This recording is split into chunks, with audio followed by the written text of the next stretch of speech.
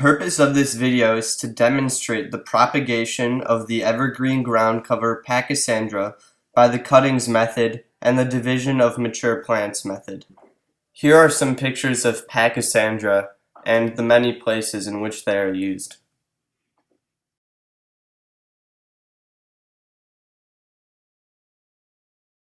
Pachysandra is a shade-loving perennial plant that grows in U.S. Department of Agriculture plant hardiness zones 5 through 9. Its preference and tolerance for low light levels make Japanese Pachysandra an ideal choice of ground cover for deeply shaded beds such as around trees. Its easy rooting behavior allows you to propagate it with ease. Japanese Pachysandra propagates reliably in spring from both cuttings and divisions. Divisions produce faster and more reliable results than cuttings because the stems already possess a mature root system. The ideal time to take cuttings is late spring, when the new growth has hardened off a bit and the stems and leaves are more mature. First, cut a 3 to 5 inch long piece of Pachysandra from the tip of a healthy stem.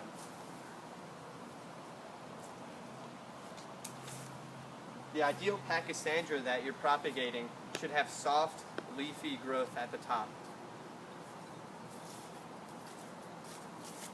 Avoid stems with active buds at the top, and if they are, then you should trim those. Pull the leaves off along the bottom third of the stem.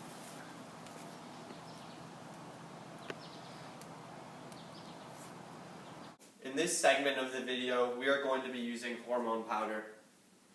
So you take the stems from the cuttings of the Pachysandra that you used in the previous videos, you dip them in the hormone powder, and then you tap any excess off. You don't want to have too much. And then you take a pencil, I prefer number 2, and you poke holes into the perlite, and then you put the Pachysandra in. It's all good. And for those of you who don't know what perlite is, it's an amorphous volcanic glass that has very high water content, and it's very good for the Pachysandra. A clay pot with a drainage hole in the bottom is ideal for the perlite because it allows it to drain at the bottom. In order to kill any potentially harmful bacteria or fungi, you should put it in the microwave or oven, which is really easy.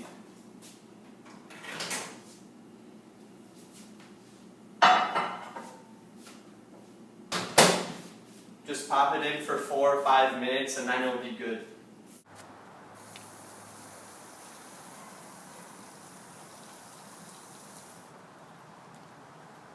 Water it to make sure it's moist, and then put it in a damp, shady location.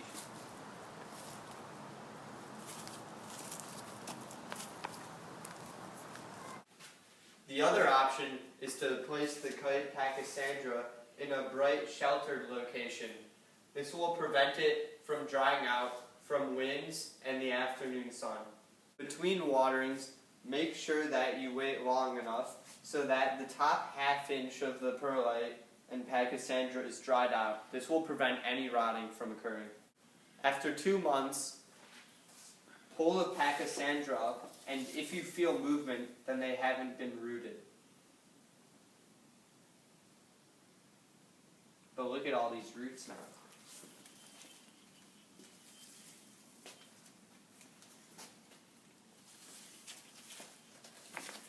Transplant the cuttings into mini peat pots. This is a peat pot, if you don't know what it is, and it has the hole in the bottom. So you transplant it into the peat pot, and the mixture that you should have in the peat pot is 1/3 soil, 1/3 moss, and 1/3 perlite. This will provide ideal conditions for the Pachysandra to thrive.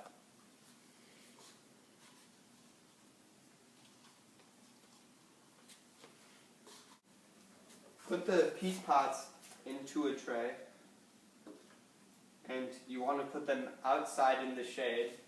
Make sure that they don't dry out though, and then after 1 month, make sure that they've been growing roots.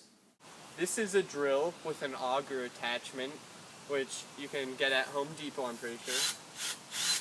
And this is what we'll be using to drill holes into the ground to place the peat pots into. And this is how it's done.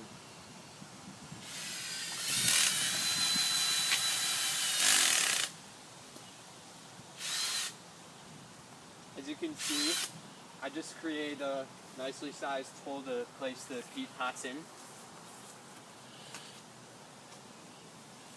So you put the peat pots in 1 month after rooting, and if you want some nice lush coverage, then you place them approximately a foot away from each other.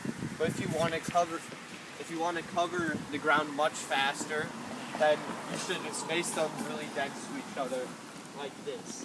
But this is what you should do if you just want to have some nice coverage. And I'll place the other one right now.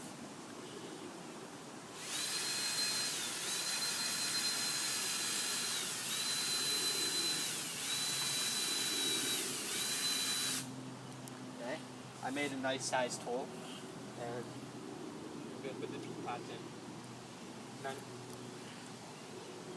I'll push the dirt in a bit and cover it.